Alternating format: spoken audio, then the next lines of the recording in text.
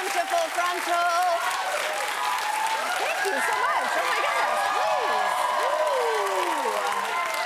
goodness. This week, the federal government got drunk on dysfunction, passed out, and had a 3-day lost weekend. Oh man, you should see how many federal employees I almost fucked. And after the biggest political crisis in days, politicians had one important question. Whose fault was it? Good morning and welcome to the Trump shutdown. We are now engaged in a Schumer shutdown. This is the Trump shutdown. My favorite is still the Schumer shutdown. Why do women get blamed for everything? This shutdown passed quickly, but it only gets worse from here. A much uglier fight over immigration is going to play out in the coming weeks. Why has governing ground to a halt over protections for dreamers that 86% of Americans support? Believe it or not, the answer isn't entirely Trump. I mean, don't get me wrong. POTUS, seen here asking Drew Barrymore if she likes scary movies, hates him, some immigrants, but his specific policy proposals are as empty as his Oval Office desk. Those come from his senior policy advisor and political smallpox blanket, Stephen Miller. You know, the guy who negged the Statue of Liberty. The Statue of Liberty says, give me you're tired, you're poor, you're huddled masses, yearning to breathe free. Doesn't say anything about speaking English or being able to be a computer programmer. The poem that you're referring to that was added later is not actually part of the original Statue of Liberty. Oh, you should be nice to Lady Liberty. She's the only woman who will ever let you inside her. So, what's the problem with Stephen Miller, besides the fact that his skull looks like it's trying to escape his head? I'm glad you asked.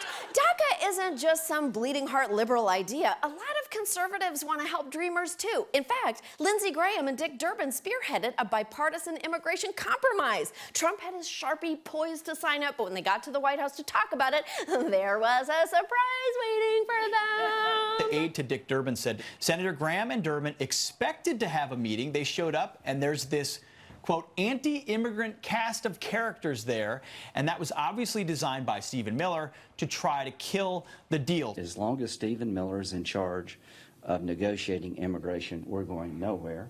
He's been an outlier for years. Now, if you'll excuse me, I'm falling behind my speed walking group. Wait up for me, Connie! That's right. This isn't the Trump shutdown or the Schumer shutdown. It's the Stephen Miller shutdown. Miller is Trump's immigration guy, and in the Trump White House, that is a powerful position. It's like the same level of power as the guy who was Bill Clinton's trim coordinator. So who is this enterprising slime mold on the wonder bread of democracy? Where did he come from? Is he just 10,000 spiders who really made a commitment? Stephen Miller was born in sunny California, where I assume his first words were, sick burns. As early as middle school, Miller reportedly broke off a childhood friendship because the friend was Latino. Wow. Even I wouldn't have hung out with Stephen Miller in school, and I was desperate for new members of my Anne Murray fan club. By high school, Miller was a practiced right-wing provocateur appearing on conservative talk radio and running for class president on a platform of screw janitors. Am I the only one who is sick and tired of being told to pick up my trash when we have plenty of janitors who are paid to do it for us? What happened to him? Did a janitor once accidentally buff his forehead? Miller also wrote a very chill op-ed for his high school paper called A Time to Kill, which scolded his fellow students for believing that Islam could be peaceful, telling them millions of radical Muslims would celebrate your death. Reminds me of my 10th grade essay, millions of radical Muslims would celebrate me joining Bananarama. I was so confident of what Muslims thought of me. After high school, Miller fled liberal California for Duke University, presumably because he thought it was founded by David.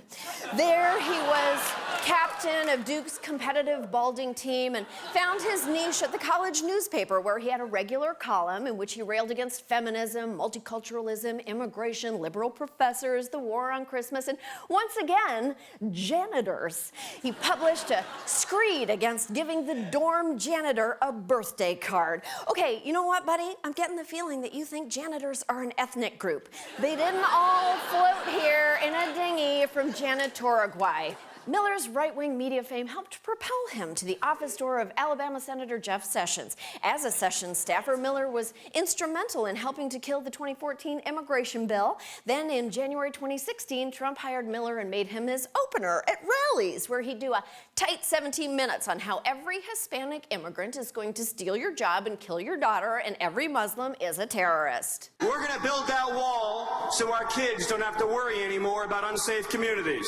How many children are dead because of our sanctuary cities? How many moms are grieving because of our sanctuary cities? We've seen example after example in the Somali refugee program of individuals becoming radicalized and joining terrorist groups. They say he's too tough on crime, and he's too tough on illegal immigration, and he's too tough on radical Islamist refugees. Congrats to Stephen Miller for being the first person in history ever to utter the phrase radical Islamist refugees. And congrats to me for being the first person in history to die of douche chills. After their act did so well on the road, Trump brought Miller to the White House as his senior policy advisor and secretary of foreheads, where he's been intimately involved in crafting Trump's scariest messages and creepiest positions, from the attempted Muslim ban to the refusal to reauthorize DACA. Stephen Miller is a real American success story. He worked hard and stayed true to himself and achieved his dreams. He is the exact same racist asshole he's been since childhood, but now he has the president's ear and the power to ruin thousands of people's lives. I really have a bone to pick with the guy who wrote "Never Change" in his yearbook. Schumer and McConnell better figure out a way to separate him from Trump before they're asked to pass the janitor immigration bill of 2018. We'll be right back.